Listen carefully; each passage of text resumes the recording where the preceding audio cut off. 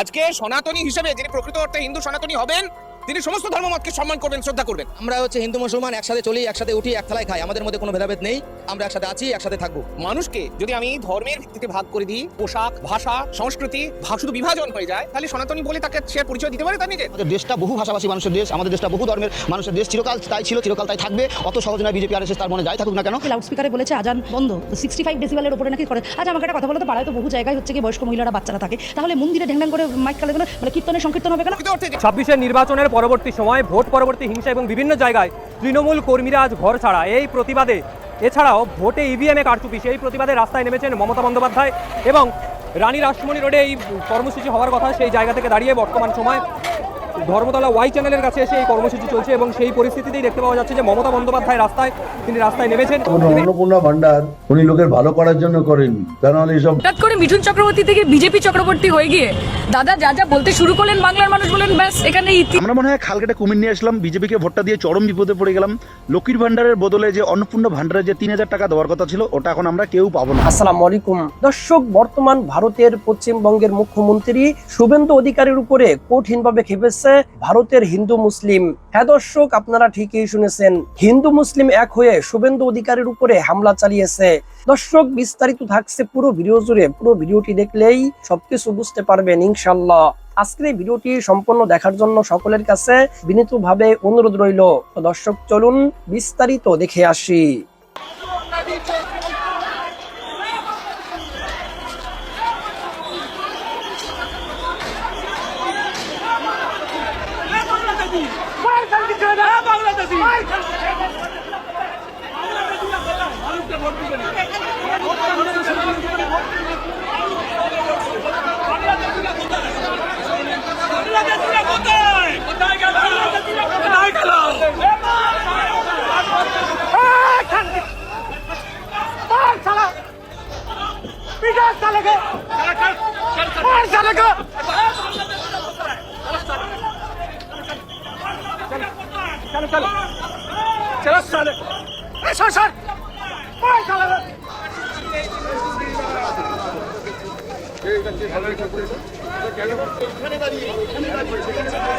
হিন্দু মুসলমান একসাথে চলি, একসাথে উঠি, এক থালায় খাই, আমাদের মধ্যে কোনো ভেদাভেদ নেই। আমরা একসাথে আছি, একসাথে থাকি। ওপার বাংলার রাজনীতিতে এবার এক নজিরবিহীন ও অবিশ্বাস্য বিস্ফোরণ। পশ্চিমবঙ্গ বিধানসভার বিরোধী দলনেতা তথা বিজেপি হেভিওয়েট শুভেন্দু অধিকারী বর্তমানে মুখ্যমন্ত্রী হিসাবে শপথ গ্রহণের পর তার পদত্যাগের দাবিতে এবার রাজপথে নেমে এলেন খোদ হিন্দুরা। যে শুভেন্দু অধিকারী গত কয়েক বছর ধরে নিজেকে বাংলার সনাতনীদের সবচেয়ে বড় রক্ষাকর্তা এবং হিন্দু ভোটের মূল কাণ্ডারি হিসাবে দাবি করে এসেছেন, হঠাৎই তারই বিরুদ্ধে কেন এভাবে ফুঁসে উঠল হিন্দু সমাজ? কোন চরম ক্ষোভ আর বঞ্চনা থেকে খোদ নিজের আসল ভোট ব্যাংকই আজ তার পদত্যাগ দাবি করে স্লোগান দিচ্ছে? এর পিছনে কি শুধুই গেরুয়া শিবিরের অভ্যন্তরীণ কোনো দলীয় কন্দল, নাকি লুকিয়ে আছে লোকসভা ও বিধানসভা নির্বাচনকে কেন্দ্র করে এবং তার পরবর্তী সহিংস ঘটনা বা অন্য কোনো গোপন রাজনৈতিক সমীকরণ? মোদী ও অমিত শাহের অত্যন্ত বিশ্বস্ত শুভেন্দুকে ঘিরে এই মুহূর্তে তৈরি হওয়া তীব্র উত্তেজনার আসল সত্যটা ঠিক কি? পশ্চিমবঙ্গের রাজনীতিতে কি তবে বড় কোনো উলটপালট হতে যাচ্ছে? পুরো নেপথ্যের কাহিনী এবং ভিতরের খবর জানতে প্রতিবেদনটি একবারে শেষ পর্যন্ত দেখুন।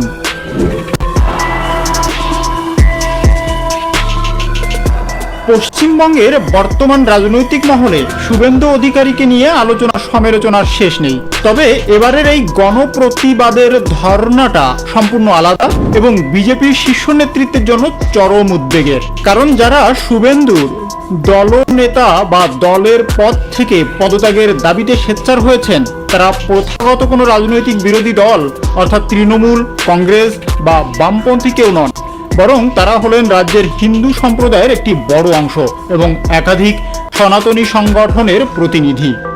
সোনারপুরে তৃণমূলের সর্বভারতীয় সাধারণ সম্পাদক অভিষেক বন্দ্যোপাধ্যায়ের উপর সাম্প্রতিক হামলার ঘটনার পর থেকে জাতীয় রাজনীতি যখন এমনিতেই তোলপাড়, ঠিক তখনই শুভেন্দুকে ঘিরে এই নতুন সংকট রাজ্য বিজেপির অন্দরে বড় ধরনের ফাটল ধরিয়েছে। বিক্ষোভকারীদের স্পষ্ট অভিযোগ, শুভেন্দু অধিকারী নির্বাচন এলেই সনাতনীদের আবেগকে বারবার ব্যবহার করে নিজের রাজনৈতিক ফয়দা লুটছেন। কিন্তু যখনই সাধারণ হিন্দু ও সনাতনীদের উপর সংকট এসেছে বা প্রকৃত নিরাপত্তা ও অধিকার রক্ষার প্রশ্ন উঠেছে, তখনই শুভেন্দু অধিকারী চরমভাবে ব্যর্থ হয়েছেন।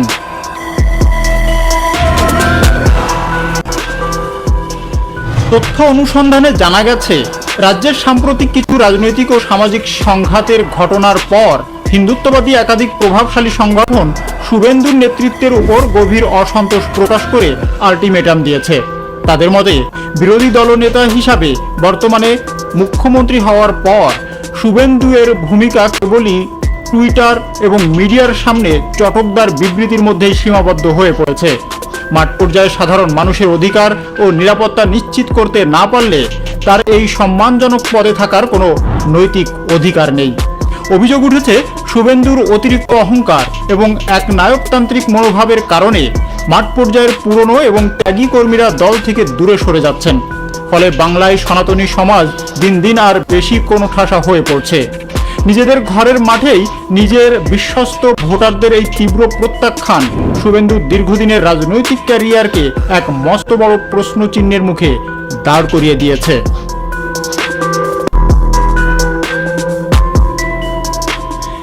এদিকে এই নজিরবিহীন বিক্ষোভ ও পদত্যাগের দাবিকে কেন্দ্র করে পদ্ম শিবিরের ভিতরেও শুরু হয়েছে তীব্র কাদা ছোড়াছুড়ি। শুভেন্দু শিবিরের দাবি, এই আন্দোলনের পিছনে খোদ দলের ভিতরের আদি বিজেপি কোন্দল এবং বিরোধী পক্ষের গভীর রাজনৈতিক ষড়যন্ত্র কাজ করছে। শুভেন্দুর ভাবমূর্তি নষ্ট করতে নাকি ইচ্ছাকৃতভাবে এই প্রোপাগন্ডা চালানো হচ্ছে। অন্যদিকে এই সুবর্ণ সুযোগ হাতছাড়া করতে নারাজ তৃণমূল কংগ্রেস সহ রাজ্যের বাকি বিরোধী দলগুলো। তৃণমূলের পক্ষ থেকে তীব্র কটাক্ষ করে বলা হচ্ছে, যিনি নিজের ধর্মের এবং নিজের চেনা ভোট ব্যাংকের মানুষের আস্থা ধরে রাখতে পারেন না, তার মুখে বড় বড় কথা মানায় না। শুভেন্দুর নৈতিকতা ও রাজনৈতিক দেউলিয়ত্ব এখন সাধারণ মানুষের সামনেও প্রকাশ পেয়ে গেছে।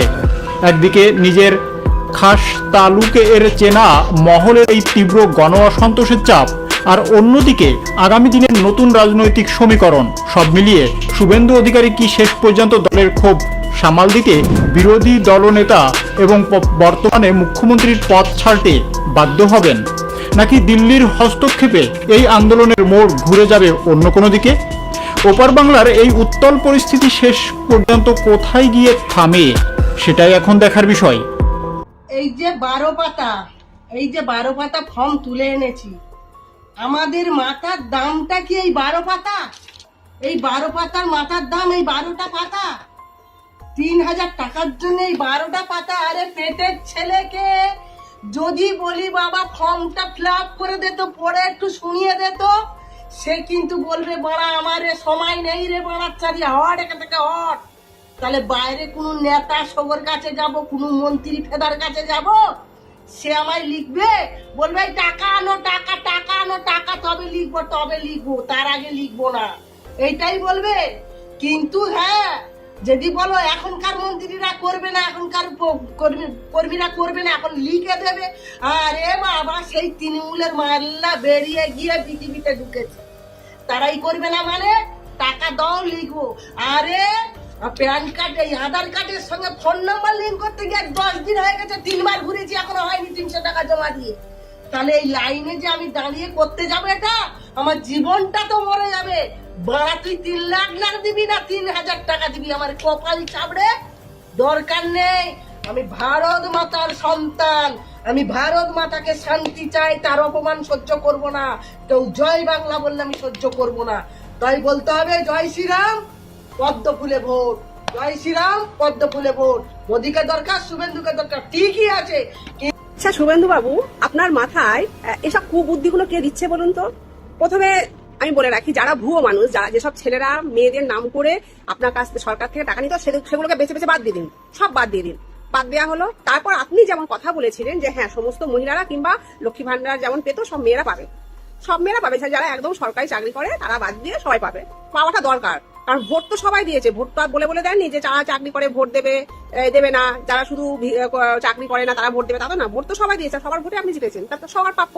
যদি সরকার থেকে দেয়, না দেয় না ব্যাপার, সবাই কেউ পাচ্ছে না। আর পাচ্ছে যখন, সব মহিলাদের কথা যখন আপনি বলেছেন, সব মহিলাদের পাওয়ার দরকার, যেরকম আগের সরকার দিয়েছে। আর যদি মনে করেন যে দেবো না, সে ব্যাপারটা আলাদা, কিন্তু দেবেন না, কারোর মাথা ব্যথা ছিল না। যেহেতু আপনারা অ্যানাউন্স করেছেন, প্রচার করেছেন, এখন সব মহিলাদের মাথায় ঢুকে গেছে যে আমাদের নতুন সরকার এলে আমরা 3000 টাকা করে পাবো। সব মহিলাদের মাথায় ঢুকে গেছে। আমার কথা বাদ দিন, আমি সবার হয়ে কথা বলছি এখানে, আমার কথা ছাড়ুন। আমি একটা সাধারণ মানুষ হিসেবে বলছি, এবার আপনার মাথায় যে কুবুদ্ধিগুলো ঢোকাচ্ছে, সে কি চায় না আপনি এই রাজ্যে 20-25 বছর থাকুন, নাকি সে চাইছে 5 বছর পর আপনাকে সব মেয়েরা ভোট না দিয়ে আপনাকে টাকা জানিয়ে দিক? সে নিশ্চয়ই চায় না। সে চাইলে আপনার মাথায় এই কুবুদ্ধি দিত না। এতগুলো 12 পাতার ফর্ম ফিল আপ, ঠিক আছে, একটা মানুষকে যাচাই করতে গেলে তার বার্থ সার্টিফিকেট লাগে, তার যদি স্কুলের কোনো সার্টিফিকেট লাগে বা voter card, Aadhaar card, PAN card, bank account, সব ডিটেলস জানলেই আপনি জেনে যাবেন সে কি। তাহলে আমাদের আধার কার্ড, ভোটার কার্ডের ভ্যালু কি থাকলো? যদি এইসব না দিয়েও যদি কোনো কাজ হয়, তাহলে এগুলো রাখার দরকারই নেই। আধার কার্ড, ভোটার কার্ড পাওয়া মানেই তো সব পেয়ে গেল। আর যে মানুষ যার অ্যাকাউন্টে টাকা ঢোকাবেন, তার অ্যাকাউন্টটা দেখবেন। আপনি বাড়ির সবার অ্যাকাউন্ট চাইছেন, কে দেবে সবার অ্যাকাউন্ট? বাড়ির অ্যাকাউন্ট সবাই কেন দেবে? দলিল কেন দেবে? আপনি ভোটের টাকা, আপনার সরকার টাকা দেবে বলে বাড়ির দলিল দেখবেন? এটা কোনো যুক্তিসঙ্গত কথা? কেন দেবে দলিল? একটা বাড়িতে 3-4টে ঘর আছে, হয়তো ভাগিদার হচ্ছে 2-3টে ভাই, যৌথ সংসার। দেখা গেল বাড়িটা 2তলা বাড়ি, 4-5টা ঘর আছে, কিন্তু যার অ্যাকাউন্টে টাকা দিচ্ছে তার পার্টিকুলার ঘর হচ্ছে একটা, হিসেবে সে একটা ঘর পাচ্ছে কি 2টো ঘর পাচ্ছে, কিন্তু দেখা যাচ্ছে 2তলা বাড়ি। এরকম করে না উল্টো পাল্টা ডিসিশন নেবেন না। আপনার ভালো চাইছে না, যে আপনার মাথায় এইসব কুবুদ্ধিগুলো দিচ্ছে না বা ফর্ম ফিল আপে এসব করিয়েছে না, সে আপনার ভালো চাইছে না, তাই আপনাকে দিয়ে এসব করাচ্ছেন। আর মহিলাদের বিমুখ করবেন না। প্রচুর মহিলা ভোট দিয়েছে, মহিলারা না অনেক কিছু করতে পারে। আর আমরা তো রাস্তাঘাটে যাতায়াত করি, কানাঘুষো কথা আসছে। কালকেই তো আমি যাচ্ছিলাম, হঠাৎ একজন বলছে এ যা আরম্ভ করেছে 5 বছর পর সব দেখে নেবো, 5 বছর পর থাকলে হয়, মানে এরকম বলছে যে যা আরম্ভ করেছে 5 বছর পর থাকলে হয়। তার মানে মহিলাদের মনে কিন্তু একটা ক্ষোভ তৈরি হচ্ছে, মহিলারা কিন্তু বিমুখ হয়ে যাচ্ছে। এগুলো হতে দেবেন না। আমাদের অনেক মানে আপনাদের বলছি, আপনাদের অনেক বিজেপি কর্মীও আছে এর মধ্যে। তারাও চেয়েছিল যে আমরা এত লড়াই করে অনেক দিন ধরে হয়তো বিজেপি সমর্থক, বিজেপি ভোট দিচ্ছে, তারাও চেয়েছিল সরকার আসুক এবং আমরাও সরকার থেকে কিছু পাই। তারাও কিন্তু মনে মনে ক্ষিপ্ত হচ্ছে। এগুলো মাথায় রাখবেন। আপনি ভাববেন না যে শুধু সাধারণ মানুষকে এই বলে দিচ্ছি, সেই বলে দিচ্ছি, আজকে একরকম কথা বলছি, কালকে একরকম কথা বলছি, পরশু একরকম কথা বলছি। আপনার ভালো করে ধৈর্য নিয়ে সব পরীক্ষা নিরীক্ষা করুন, যে আসল প্রাপ্য তাকে দিন। কিন্তু উল্টো পাল্টা ফর্ম ফিল আপের মধ্যে কেন দিয়েছেন? ভ্যাকসিন না দিলে ভ্যাকসিনের সঙ্গে ভাই টাকা দেওয়ার কি লেনদেন? এটা কোনো যুক্তি? বাড়িতে কার কি কোথায় পার্সোনাল টাকা রাখে আমাকে সেগুলো বলবে কেন? আমাকে বাড়ির সবাই অ্যাকাউন্ট নাম্বার দেবে কেন? আর ওখানে অ্যাকাউন্ট নাম্বার দিলে তো সবার কাছে অ্যাকাউন্ট নাম্বারটা পৌঁছে যাবে, দেবে কেন? এইসব উল্টো পাল্টা কেন করছেন আমি বুঝতে পারছি না। আপনি কিন্তু মহিলাদের থেকে অনেক বিমুখ হয়ে যাবেন, এরকম করবেন না। আপনি যদি না অ্যালাউন্স করতেন, কোনো মেয়ের কিচ্ছু যায় আসতো না। কিন্তু আপনারা বারবার আপনি অগ্নিমিত্রা পাল সবাই বলেছেন যে সবাই পাবে, সবাই পাবে, সব মহিলা পাবে। এই যে সব মহিলা কথাটা উচ্চারণ করেছেন, সব মহিলারই কিন্তু আশা আছে। অতএব আপনারা এখনো সময় আছে, এইসব উল্টোপাল্টা ডিসিশন না নিয়ে যেটুকু জানা দরকার জেনে প্রত্যেক মহিলাকে যতটা পারবেন, 3000 না পারলেও মোটামুটি যতটা পারবেন সবাইকে দেওয়ার চেষ্টা করুন। নাহলে কিন্তু মহিলাদের ভোটগুলো আপনাদের কাছ থেকে গেল, আর কিচ্ছু করার নেই। এটা কিন্তু আমরা সাধারণ একটা মেয়ে হিসেবে বলছি, রাস্তাঘাটে চলি, কাজকর্মের রাস্তায় বেরোতে হয়, তো মেয়েদের কানাঘুষো শুরু হয়েছে যে এই সরকার যা শুরু করেছে 5 বছর পর টিকলে হয়। এটা আমাদের কথা না, সাধারণ মানুষের কথা। সেটা আমি ভিডিওর মাধ্যমে জানালাম। এবার কিছু হয়তো আবার লজিক ছাড়া মানুষ আছে না, যুক্তি বোঝে না, তারা অনেক কমেন্ট করতে আসে। ভাই, যাদের বদ হজম বা হজম করতে পারো না, আমার ভিডিও দেখতে এসো না।